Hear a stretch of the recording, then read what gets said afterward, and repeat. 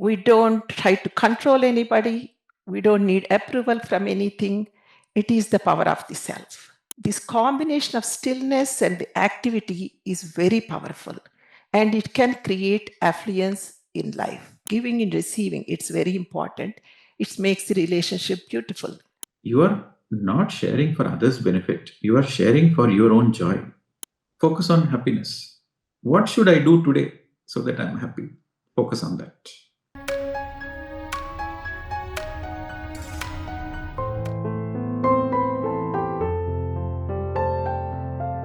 Hi, Masters. I am Mythili Gurram from USA.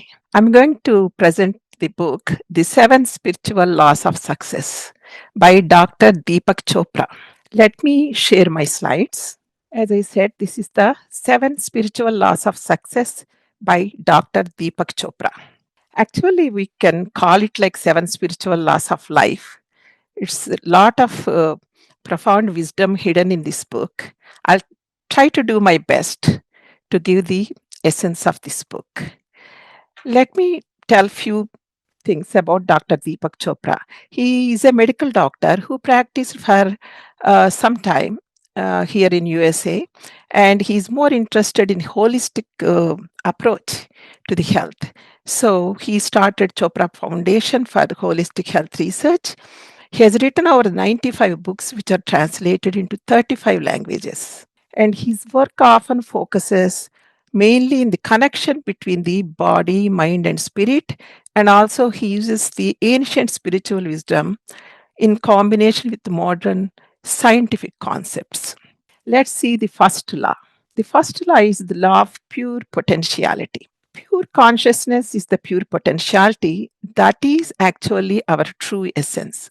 The whole existence lie in that pure potentiality. There are so many infinite kind of possibilities available in that field of pure potentiality.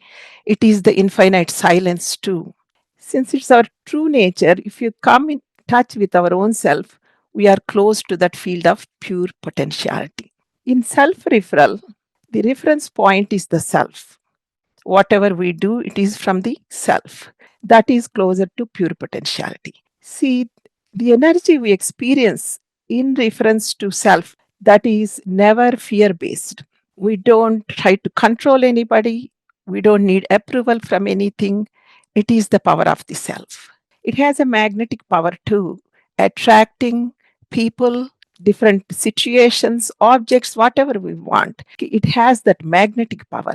That is the actual power of self. That is the support we get from the universe and support we get from the higher self. The other way, the object referral, here the internal reference point is the ego, which is our false identity. Why it is false? Because it's only temporary. As long as we have the position and possession, it's going to be there. Otherwise, it's fear based.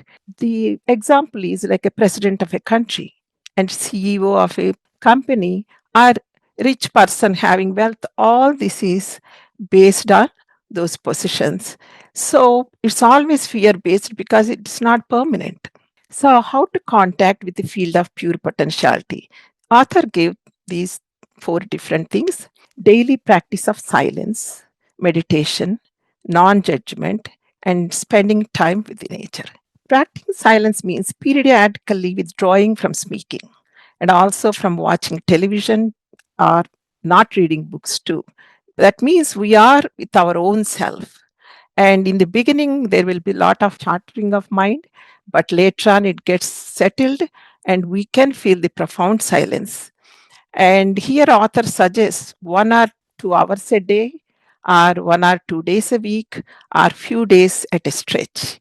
And the daily practice of meditation is also very important because at least he suggests at least half an hour of meditation in the morning, half an hour in the evening. In that pure awareness, in that silence, we come in contact with this field of pure potentiality. When you introduce even a faint impulse of intention in that field of stillness, it comes to fruition. It manifests your desire. That's what he says. But the important thing is the silence is the prerequisite there. It's like throwing a stone in a still water. There are ripples, right? If it is in the turbulent water, we don't see the ripple effect. The same way, stillness is very important. And practicing non judgment. What is judgment? Judgment is constant evaluation of people, situations as good or bad, right or wrong. This constant evaluation brings about turbulence again in the mind, and the gap between the thoughts in our mind gets narrower. It becomes shorter, and almost nil sometimes. But we know through this gap only we're able to connect to the pure awareness and this pure consciousness.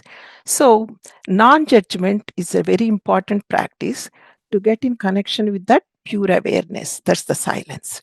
And the other thing is daily practice of spending time in nature, and that is also very important to connect to the intelligence of the nature. All these things, Pradeep sir, he taught us all through this TOT program, gave assignments. We all tried to practice these things, right? The field of pure potentiality is the field of creativity too.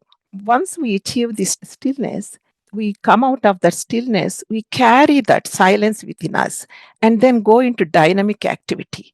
When we go that way, this combination of stillness and the activity is very powerful, and it can create affluence in life. And how to apply this law of pure potentiality?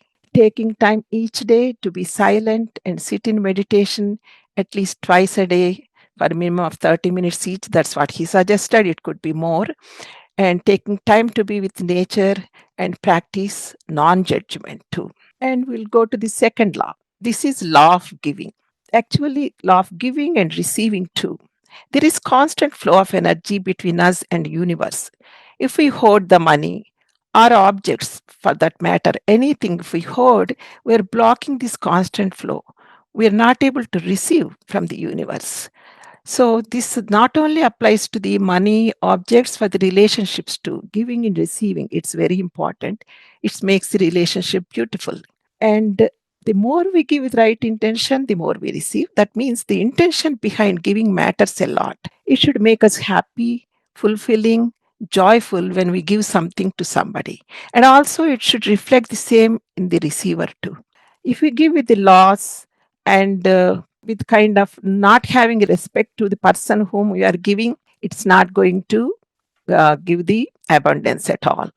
Our mind matters a lot rather than the object we are giving, it's the mind. And the happiness in both the giver and receiver is very important. And whatever we want for us, we should plan to give to others. This is law of reciprocation. If you want love, we need to give love. If you want appreciation, give that to others. Whatever we give, we receive. Automatically, we attract it. And his thought of giving prayer, blessing can reach. Uh, because thought is a form of energy, it's a form of consciousness. If we really pray for someone, then that can manifest anything in others' life too. How to put it in action? There are 3 steps he gave. Wherever I go or encounter anyone, I'll take a gift for them. Here, the gift doesn't mean to be a thing, it could be a compliment and blessing or good word, anything. But a small thing like a flower should be fine too. The more precious gift we can give is showing love and appreciation and caring for people, right? Then, second thing is, I'll gracefully accept the gifts. If somebody gives compliment, gracefully accept that. At the same time, accept the gifts from the nature too, like warm sunlight and nice fragrance of the flowers. All these we accept it wholeheartedly with lots of gratitude. And I'll make commitment to circulate the wealth and prosperity in life by giving and receiving. These are the decisions we can make to fulfill this law. And the third law is the law of karma, the law of cause and effect. What you sow is what you reap. If you sow apple seed, we get apple tree. But if you want mango tree, we have to sow mango seed. We all know that, right? Every action generates a force of energy. We need to remember that. That returns to us in a similar way and similar kind. If we want happiness, we should sow the seeds of happiness in others. And karma can be the action that comes out of conscious choice. We have availability of infinite choices in our life at each and every moment. But we usually unconsciously go to the choice to which our mind is conditioned to. For example, if someone insults us, we usually get offended. But if a choice of the possibility of not get offended too, but we choose the one that we are conditioned and which causes suffering in our lives.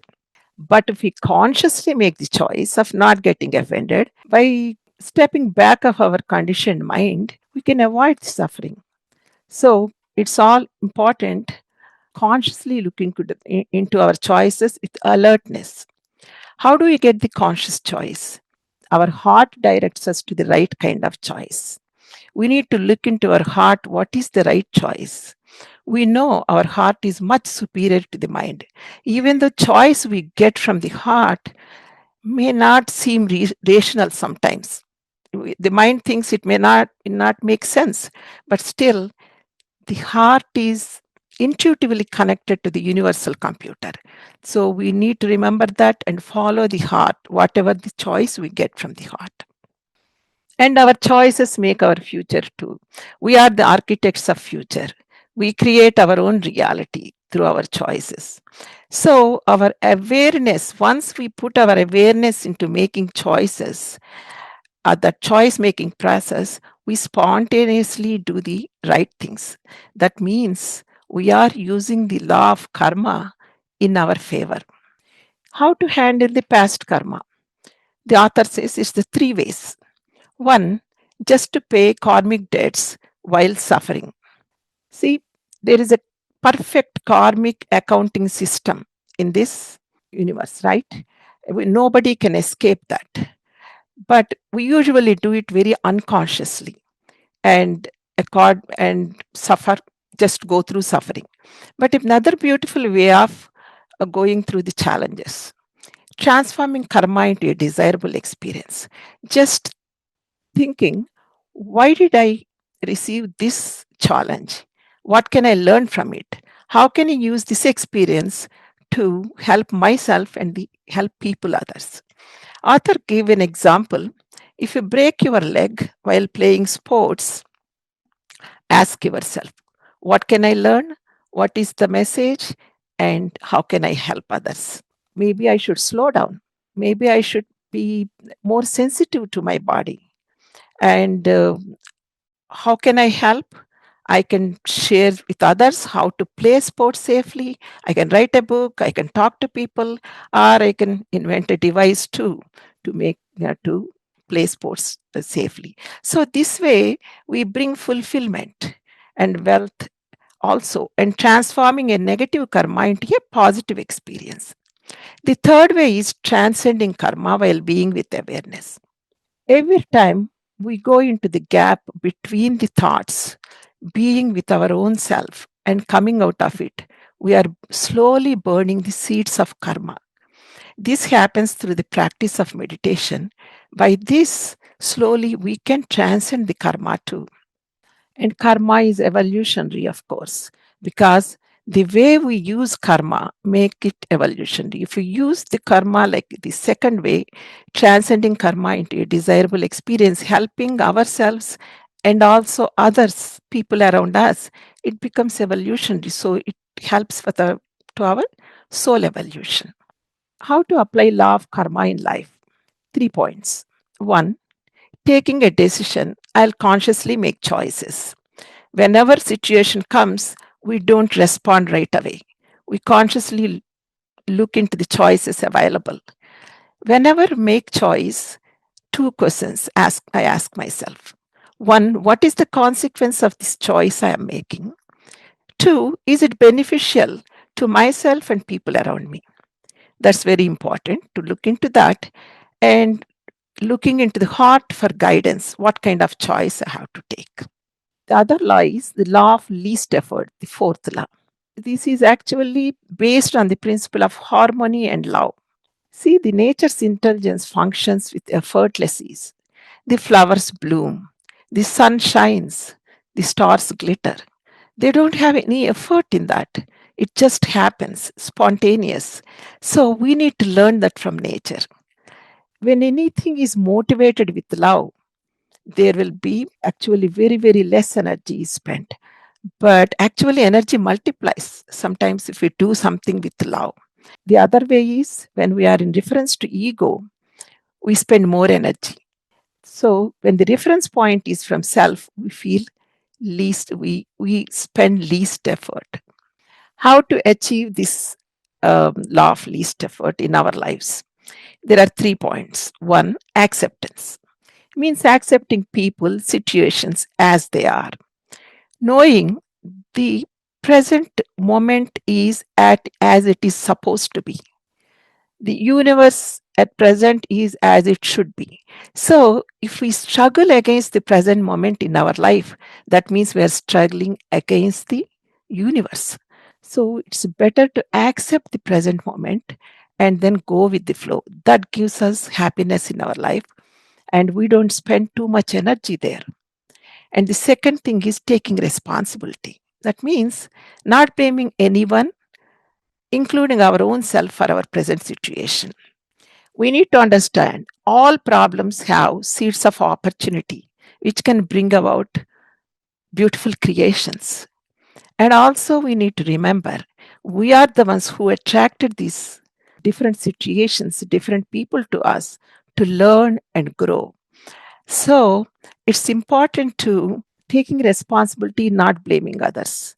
And there may be people we may not like around us, but those people could be our great teachers. So, understanding that helps in taking responsibility.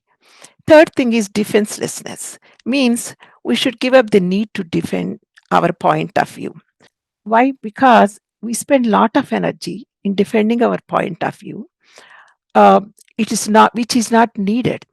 So, defending, not having acceptance, not taking responsibility, all these mean we are in a mode of resistance. We need to get out of there, out of that mode of resistance, because we cannot connect with the nature's intelligence if you are in resistance. Uh, Here is my personal experience with this defenselessness.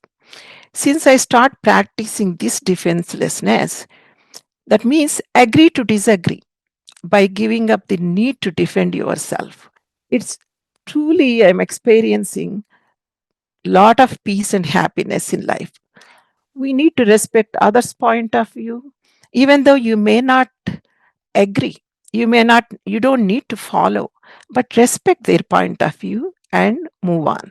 That's a very important thing. And we kind of conserve a lot of energy by doing that. Applying this law of least effort in our life. I'll practice acceptance.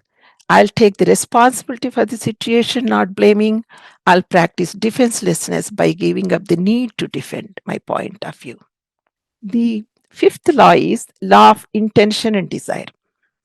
This law is based on energy and information that is present everywhere in the nature. The universe is nothing but that energy and information, the consciousness, including flower, animal, plant, tree, human, anything.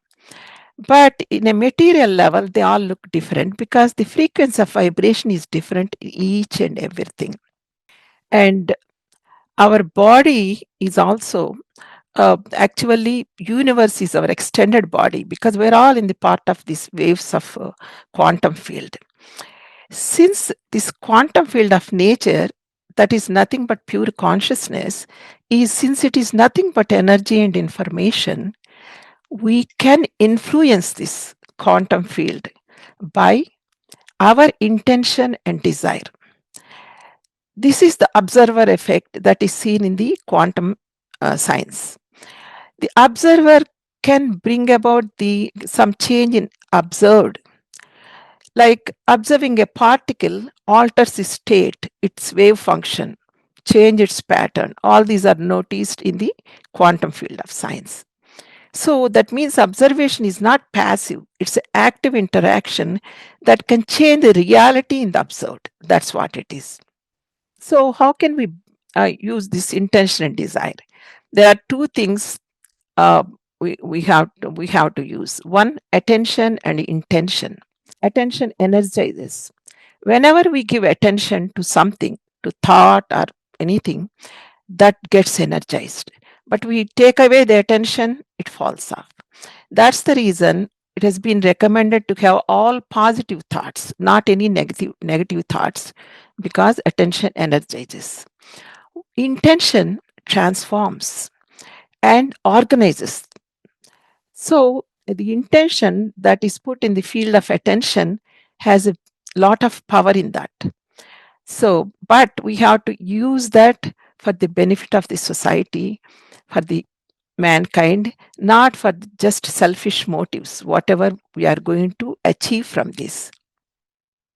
So, but by following the seven spiritual laws of life, usually it will be eh, done not for a selfish motive. And here, the intention is the true power behind desire. Actually, in desire, without attachment is intention. When there is attachment to the outcome, it makes the desire very weak. When there is no attachment, that is the intention. How to manifest the law of intention and desire? There are 5 steps to follow the law of intention and desire. One is slip into the gap. There is space in between the thoughts, right? That's our natural state.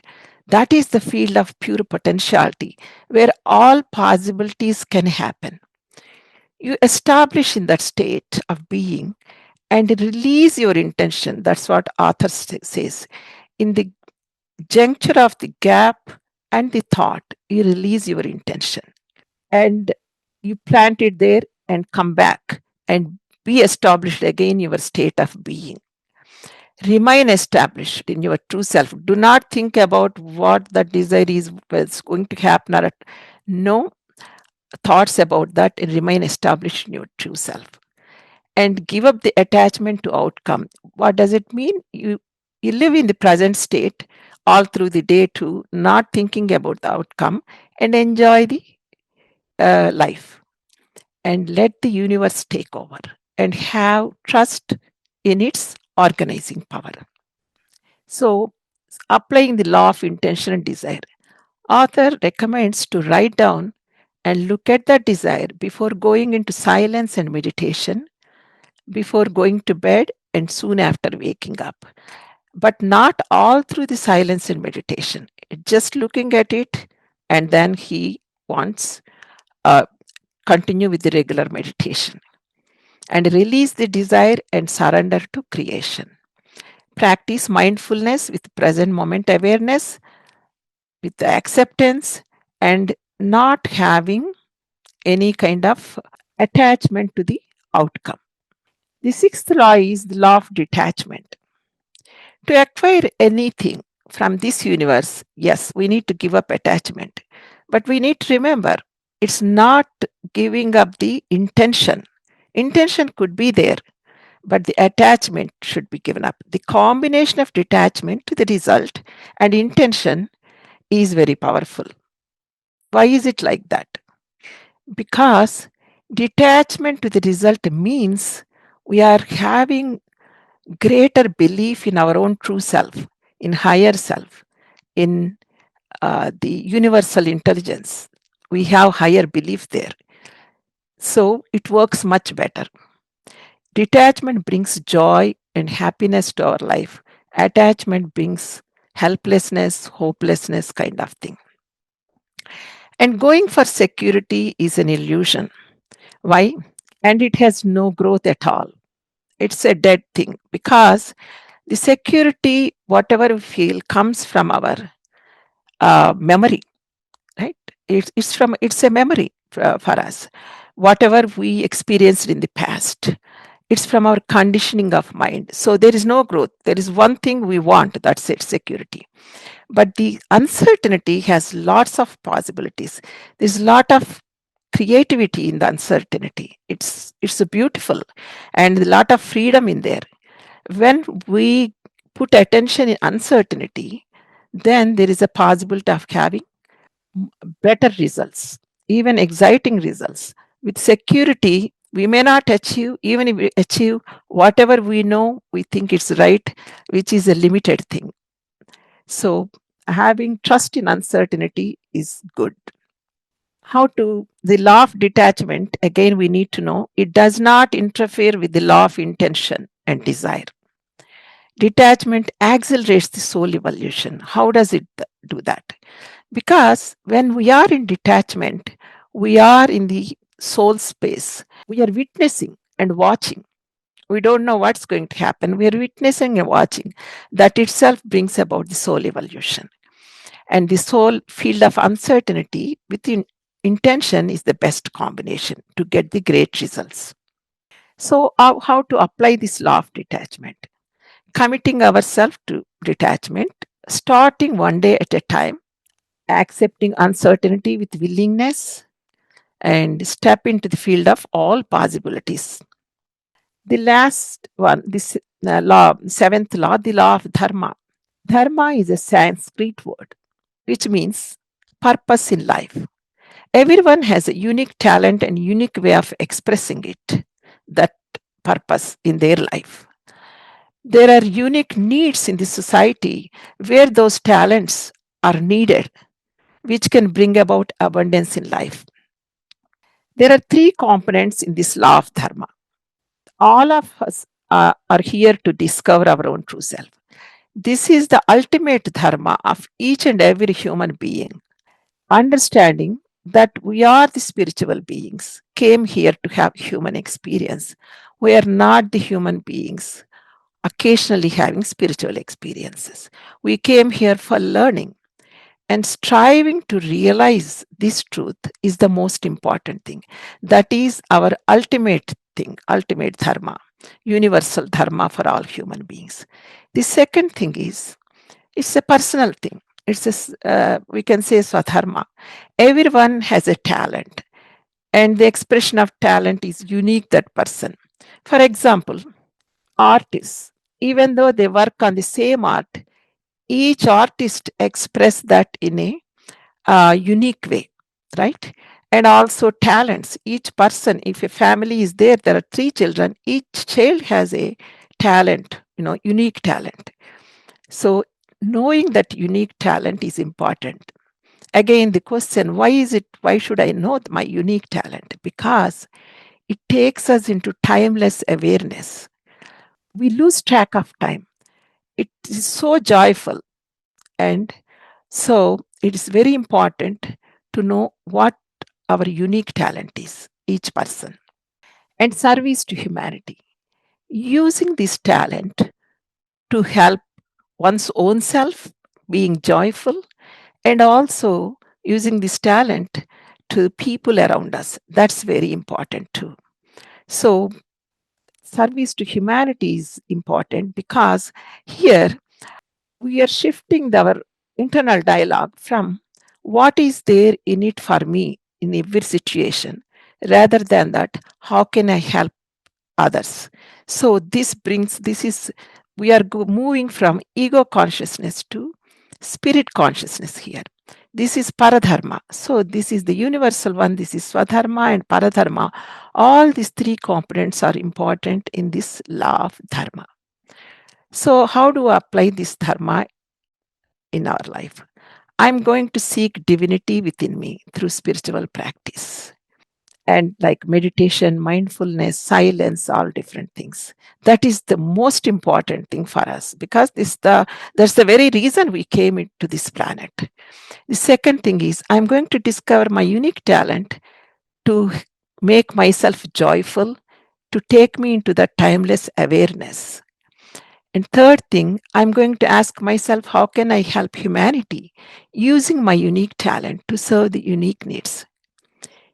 These three together can generate abundance in life. So the conclusion is all these seven laws, as I mentioned before, we can take it as seven laws of life. We can feel joyful, we can manifest affluence, not only material desires, we can even get the spiritual wealth. Author says there is a natural sequence here. in applying this. If you're really good at one uh, thing, and it automatically leads to other things. The law of pure potentiality, which is experienced through meditation, other spiritual practices, activates law of giving. Through law of giving, we activate law of good karma. Good karma leading to happy life, not needing too much effort to fulfill desires, leads to law of least effort. This will lead to law of intention and desire, fulfilling desires with ease and grace without too much effort makes it easy to practice law of detachment. And then the last one, the understanding all these laws leads a person to law of dharma, where one uses unique talents for the welfare of human beings and at the same time unveiling the divinity within us with spiritual practices. This leads to abundance and joy in life. Thank you very much for patiently listening to this talk. My heartfelt thanks to Pradeep sir, who is imparting so much of invaluable wisdom, which I feel I'm able to integrate in my life, which helps in my soul evolution. Thank you so much. And also for providing this platform for book sharing so that we learned so many things from so many masters, through this book sharing. I thank the entire TOT team for their unconditional support and love. And I also thank all the masters in TOT group for their motivation and support. Thank you all for joining this talk. Namaste. Now, I would like to invite to share your thoughts and also any questions if you have any. Very well presented, Mythili ji. Thank you. So proud of you. Thank you. Yeah, keep it up. Especially the quantum physics, the observer getting impacted, the observer impacting the observed. This is quite a feedback I listen from participants, where they say that, sir, if you are there, we are not able to present. Yeah. In a very relaxed way, right? You're Some an people, they say inspiration. that, if you are there, if you are watching us, then we get little uncomfortable. But if you are not there, then we are uncomfortable. So this is the same. The observer getting impacted by the observed. This is equally true. That is one way, one point of view. But the other way is, it is it is equally important to understand that when somebody is observing you and you are conscious that somebody is observing you, your real strength comes out. Yeah. So this I noticed when during my own days of teaching. Initially, Patri sir used to sometimes come and sit in the international conferences in the initial days of me teaching around the world. Sometimes in some conferences, he will deliberately make sure he will come and sit in my class. So I noticed that in his presence, my teaching is great. That I used to get surprised, hey, how did this content come? In his absence, I was relaxed. But in his presence, I become more aware, I become more alert. So in that state of alertness, greater content comes through. Right? So it's the same with meditation also. Like when you're doing a group meditation, and in that group meditation, when you have senior meditators, or when you have people with high states of consciousness, they are sitting in the group, you notice that the whole meditation energy is elevated. Right. Yeah. So the observer impacting the observed. It's a science, pure science, quantum science. Right. You did phenomenally well. I am so proud of you. Thank you. You inspired definitely, and that's how I felt. You're there, I feel inspiration, and I want to share one experience, Pradeep sir. Yesterday, I was taking a teaching. We do every week group meditation on Zoom. I do a little bit of wisdom sharing. I think thoughts reach. Maybe your thoughts reach. I don't know how it happened. I just came up with an example for something. There's on a paper, there's a small line, there's a big line. If we know the big line, then we don't give importance to the small line. Whatever happens in our life, the drama of life, if you know about the eternity, exactly the same thing, it just came to me. I explained there. When you were explaining, it was like mind blowing for me. Exactly the same thing. I never heard anywhere. It just came to me. Then I thought it's a nice experience. Probably your thoughts might have reached at that time. Yeah. Okay. Thank you. Thank you. Actually, that particular example is a story where there was, I think, a Birbal. It's a Birbal story where there was a challenge given. So Yeah, somebody, right. there was a one line on the white paper. Right. So the challenge given was, you should make the line shorter without touching the line. Without touching the line, you should make the line shorter. Right. So how can you do it? Right. So everybody was clueless. How can you do it? Without erasing, without doing anything, how can you make the line shorter? So the wise man came and he drew a bigger line next to it without touching that line. He didn't touch anything. He didn't do anything with that line, and he drew a bigger line. So when there is a bigger line, this one becomes naturally shorter. Right. Yeah. Similarly, when our focus is on our soul growth, then ego becomes shorter naturally. Right. Maybe I used that example. I don't know why it came. It just came at that time yesterday. Yeah. Thank Good. you. Great, madam. Yes. So as part of the session, any questions? I think the audience should ask the questions. Now everybody's alert. What kind of question to ask? No, you should be that is also a training. You should ask the right kind of questions.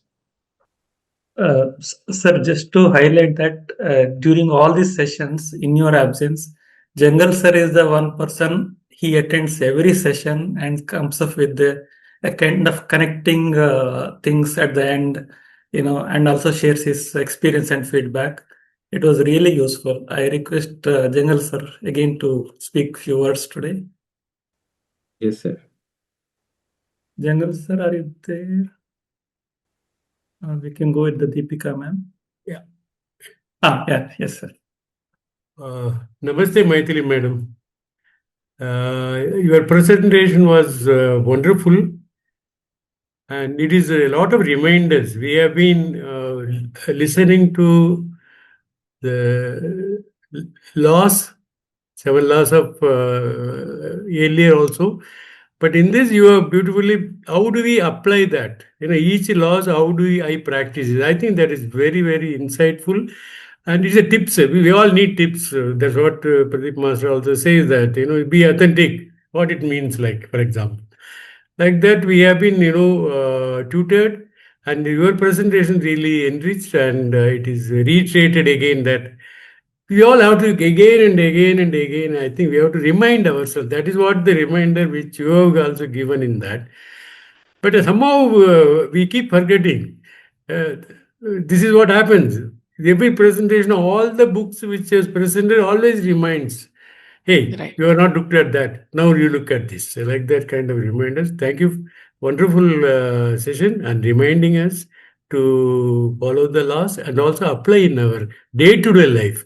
That is the most critical thing for us to evolve and grow. Thank you so much. Wonderful. Thank you. And coming to the Swadhyaya series, even though we know the truth, we have to listen to it again and again. So that is where the whole beauty is in this Swadhyaya sequence.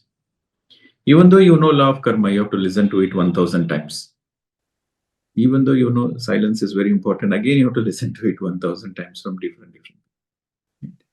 So a classical example would be a music maestro who has mastered a few ragas or many ragas. He still practices every day.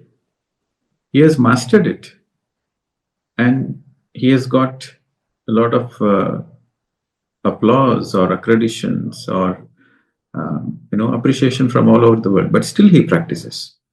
If you see, if you take a music maestro's life, every day he will practice the same rag. Even though he knows it, he will practice it. And also, if there is any kacheri or any symphony or any public event happening, he will go and he will listen to it. Right? He doesn't sit home and say, I know it already. He will listen to it because the same raga played by some other person creates a unique outcome.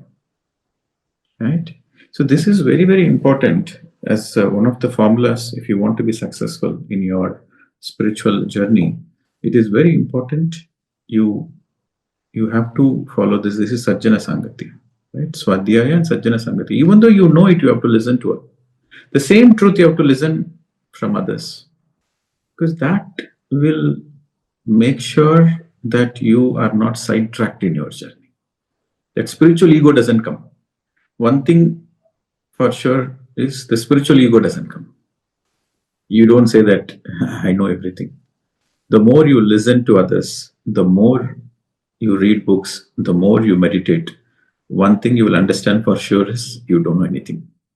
So this is the beauty. The more you learn, the more you understand you don't know anything. Right? So in that way, you become very humble. Your spiritual ego is in the rock bottom and you constantly evolve. Right? So this Swadhyaya series, which we are publishing in the BHF channel, is actually a gift to the whole humanity.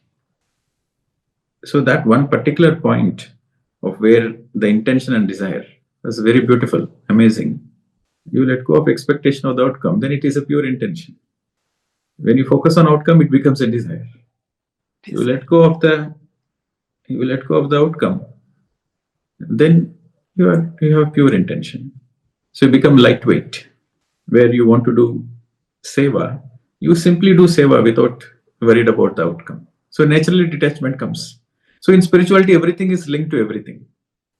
So practice of one spiritual law naturally helps you to practice other spiritual laws. Like law of karma is very closely linked to law of reincarnation. Understanding one spiritual law and implementing one spiritual law helps you to master other spiritual laws very naturally. Yeah. And one of the tough questions is people ask is detachment. Detachment is a very final lesson. No, once you are detached, totally detached, you become lightweight. You're enlightened. So people ask, how do I practice detachment?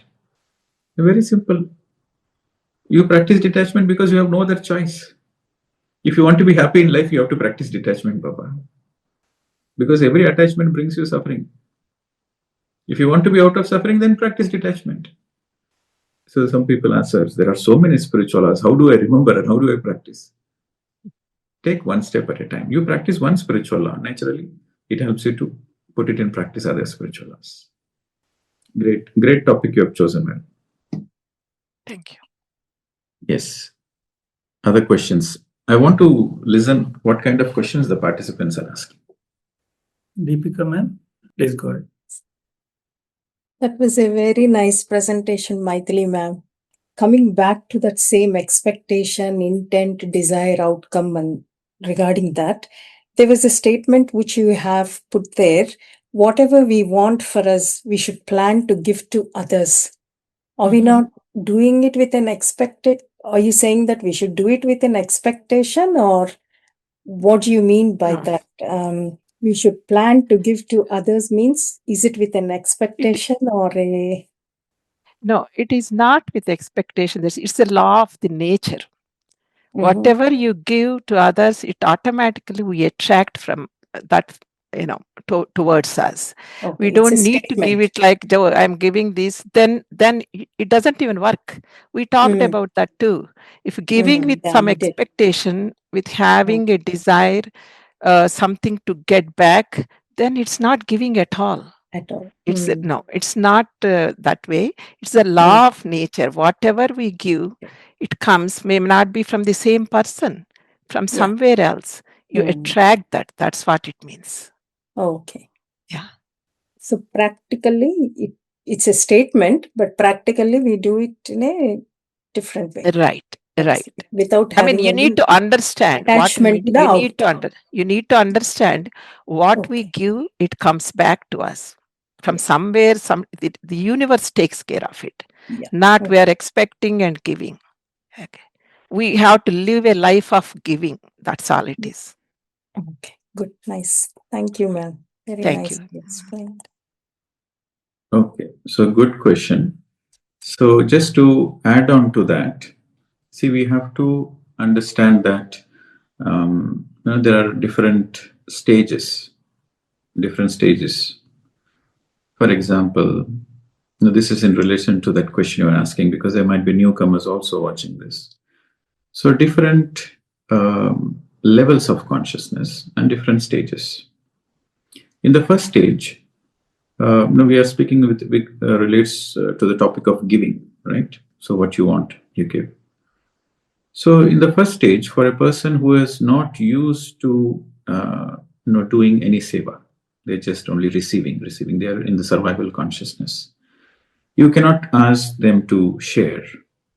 You first give, then you will get. They won't understand it, right? So the first step is take whatever you want. Whatever is in excess, you just share it, because anyway it is in excess. So you share it. So that is the first stage. Then after they experience that stage, then they become a little more evolved. So for that level of people, you say that you are sharing anyway. So share it happily without any expectations. Right? In the first stage, you say that, hey, you share. Because when you share, you get punya, you get good karmas. Right? You get bonus points in the higher worlds. So you share, you get something. So that is for the primary level. Then for the second level, where the soul is a little more advanced, you say that you share anyway, you are sharing, right? You don't need to expect, because what you share is going to come back to you naturally. When you are walking, you don't double check whether your shadow is following or not. When you are walking in the sun, your shadow naturally follows you. You don't need to double check. So whatever the good things you do, it will naturally come back to you. So share it happily without any expectations. That is the second stage. And then a little more evolved stage is you are not sharing for others' benefit. You are sharing for your own joy, because sharing is self-caring. Don't think you are doing for others, you are doing for yourself. So do it happily, knowing that you are doing it for yourself, for your own soul growth. That is the next stage. Then a little more evolved stage is like, who are you to give? It is happening through you. Nothing belongs to you. You come empty-handed and you go back empty-handed. Things are happening through you. So just witness it. Let it come, let it go. You just be a witness. That is the final stage of sharing. So even in sharing, there are different stages according to the evolution of the soul. For a baby soul, you motivate to share. For a little more advanced soul, the motivation is different for a baby soul. The motivation is different for a young soul. The motivation is different for an old soul. The motivation is different for a highly evolved soul, transcendental soul. So different souls have different motivation. So according to the level of understanding, you present your statement according to the level of understanding of the audience. So this is a statement of Vivekananda. Speak according to the understanding of the audience. For example, if you are going to a temple, you cannot speak about Aham Brahmasmi. You cannot speak that I am God. Everybody is God. They will get offended because they are doing Murti Puja. They are seeing God in statues. For them, the rituals are a way of expression of love to God. You cannot go and say, hey, don't do all those things. They'll get offended. So you have to speak accordingly. So when you go to a temple, you have to give the references of the scriptures they understand. And you cannot expect them to change by stopping. Sometimes people ask, I'm doing puja, should we stop pujas? Because we have come into the path of meditation, should we stop pujas? Say, no, you don't need to stop. Continue doing pujas, but along with that, do meditation also. There comes a point naturally when you feel like stopping puja, that time you stop. So because you give that answer because that person is very much attached with the pujas, because for a long time they are doing it. So asking them to stop is going to create some kind of tension within them. But the same answer for a different person. The same question, but a different answer for a different person. Somebody is doing intense meditation and they feel great joy in doing meditation. Somehow they are naturally losing interest in doing pujas. So that person is coming and asking, should I do puja? I said, absolutely not. Stop all the pujas, focus only on meditation. So the answer is different. So for different people, different answers according to their evolution. Okay. Nice. Thank you, sir. Thank you. Okay. Next. My question is, there are so many laws in spirituality. So, if I follow only two things in my life, one is unconditional love, the other one is gratitude. Only with these two attributes can I cover all the spiritual laws. I want answer from Mythili ma'am, that version and my master's version also. So, Sir Pradeep sir's version also. Thank you. No, Mythili madam will give the answer. Okay, sir. Okay, sir. Yeah. Thank you. So you said unconditional love and gratitude. Well, Unconditional love is the most important thing. That's the highest of everything. So that can lead to any, and gratitude, they both go together. So that can automatically leads us to the other kinds of spiritual laws. But we need to, that once we practice that, we are automatically covering the law of karma. I'm saying, law of giving with that unconditional love and most of the things. And then we need to do spiritual practices too along with that, definitely. And those are the very important ones. That's what I feel. Unconditional love and gratitude. okay, ma'am. So I thought if we practice only these two, all the spiritual laws will be covered. I don't know if my understanding is I correct. can't say that all the spiritual laws will be covered with that. Those are the very important ones. But the other ones are important too, because doing meditation, mindfulness, silence, to get in touch with that awareness is important. That cannot be covered with this unconditional love. It's important to do other things too, but one at a time, like Pradeep sir said, one at a time we develop. I can't say it covers everything. No, I don't think so. Okay, ma'am. Thank you. That's fine. Okay, good. Pradeep sir, you anything to add on to this question? See, you answered already. Just to spice up a little more. You see, there is no such thing called unconditional. Everything is conditional. This unconditional love is actually a fancy word. Everything is conditional. I'm just trying to spice up the things. Okay. Yes, self-love is unconditional. Yeah, only self-love is unconditional. But rest of the things are all conditional. See, it is paradoxical. Until you reach that state of consciousness where there is no me and mine, everything is conditional.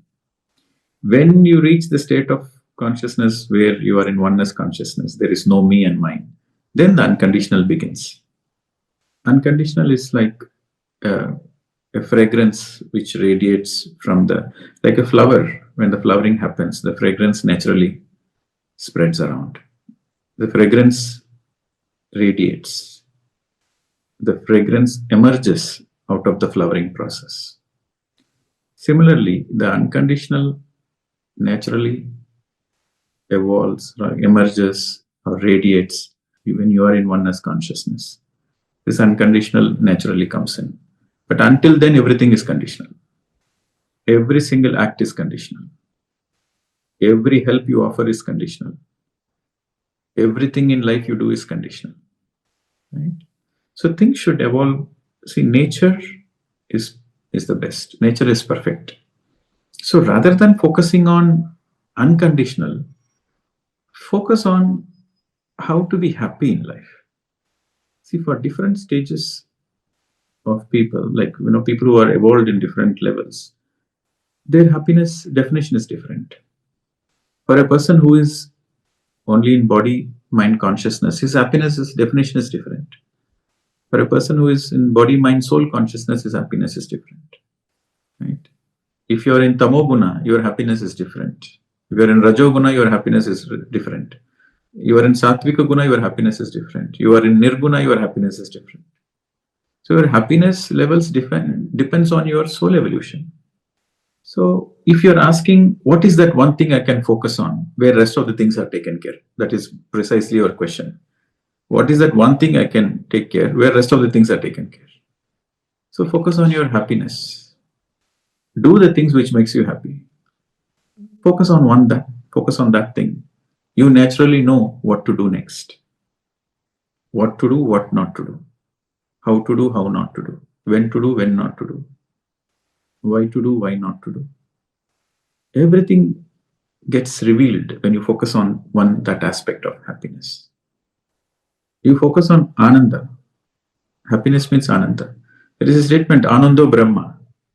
Brahma means, the definition of Brahma means that which is great. That which is the great is Brahma. The very definition of Brahma means the greatest. Bhuriti iti Brahma. That which is the greatest is Brahma. So what is greatest? In the whole creation, what is the greatest? Is Ananda is the greatest. Happiness is the greatest. Anando Brahma. So focus on that. Focus on happiness. What should I do today so that I'm happy? Focus on that. Then naturally you will do your dharma. Then you will understand, when I do my dharma, I'll be happy. When I do the right things, I'm happy. When I read books, I'm happy. When I do meditation, I'm happy. When I do seva, I'm happy.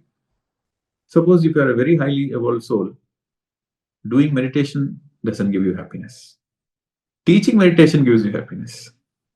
Right? So according to your level of evolution, your dharma changes.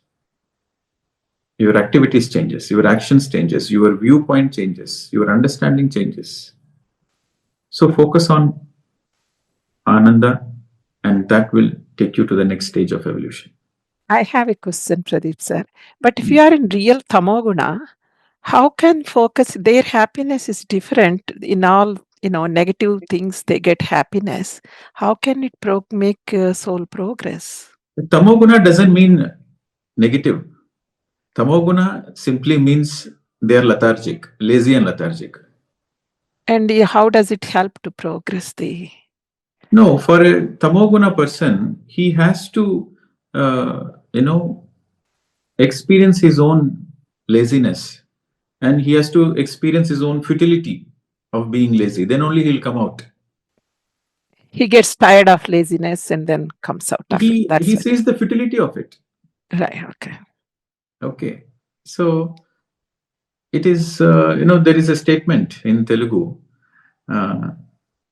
Kami kanidi moksha kami kaledu. Right? Which means, unless you go through the desires, you cannot let go of the desires.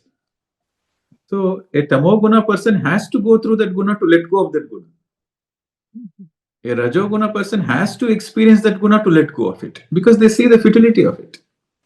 They see that, okay, enough, I have experienced it, but I want something more. This is not giving me happiness anymore.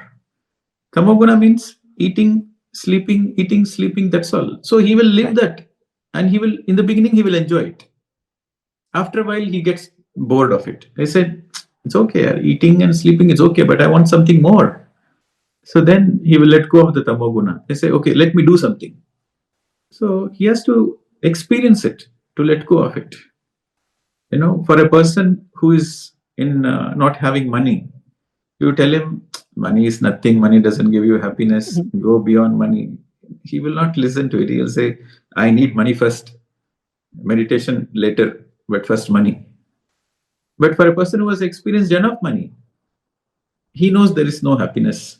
There is no real happiness in money. Money gives you comfort, that's all. Money doesn't give you joy. So only by experiencing it, he will understand it. You got it? Yes, thank you. So every soul, you have to understand, every soul has to go through this cycle of tamoguna and then letting go of tamoguna. Then rajoguna, then letting go of rajoguna. Then satvika guna, then letting go of satvika guna. Then suddha satvika guna, then letting go of suddha satvika guna. Then finally enters nirguna. It's like stages by stages. And that journey is beautiful. It is the journey which matters.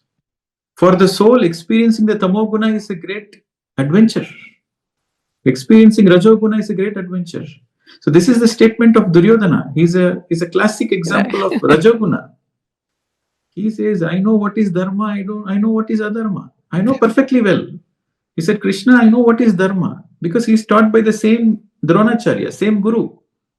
He said, I know what is dharma, I know what is adharma, but I feel like only doing adharma. What can I do? I get so much joy when I do adharma. I like power. For the sake of power, I'm willing to kill everybody. Let the war happen. I want power. I want kingdom. Even though I know I am in adharma, I want to kill Pandavas. That is my lifetime goal. He's very clear about it. Right. Right?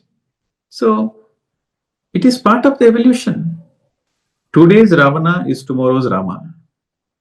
And today's Rama is none other than yesterday's Ravana. So, every Ravana is bound to become Rama, and every Rama is once upon a time Ravana. I'm speaking about gunas. Okay, so it is a natural evolution. When you understand this, then there is natural acceptance of everybody. Right? So, this is very important. When you understand this, then there is peace and harmony within the family, within the workplace, within the society. You understand that is their guna. What can we do? You appreciate their guna. They say, okay, all the best. Enjoy your rajoguna. Good wishes. Anyway, they are going to face the consequences. Okay, good wishes. Enjoy. So natural acceptance comes. So the coexistence is possible. The coexistence is possible only when you understand this is all gunas are part of natural soul evolution. This is what Krishna said. Tamo, Rajo, Sattvika gunas are Prakriti Sahaja. They are part of nature. When you understand this, then you are very peaceful within your family members, with your neighbors, within your colleagues. This is how you coexist, by understanding that this is natural. And you don't try to change the other person. You don't go and try to change the tamoguna person. Hey, become nirguni. No, he will not listen. He will say, I'm happy with my own guna. I'm happy with my eating and sleeping, so don't disturb. Like Kumbhakarna is a classic example of tamoguna. 6 months he will eat, 6 months he will sleep. His whole life purpose is eating and sleeping. That is his life purpose, to eat and sleep. Okay. So the focus is on happiness. Happiness should be the index. Thank you very much.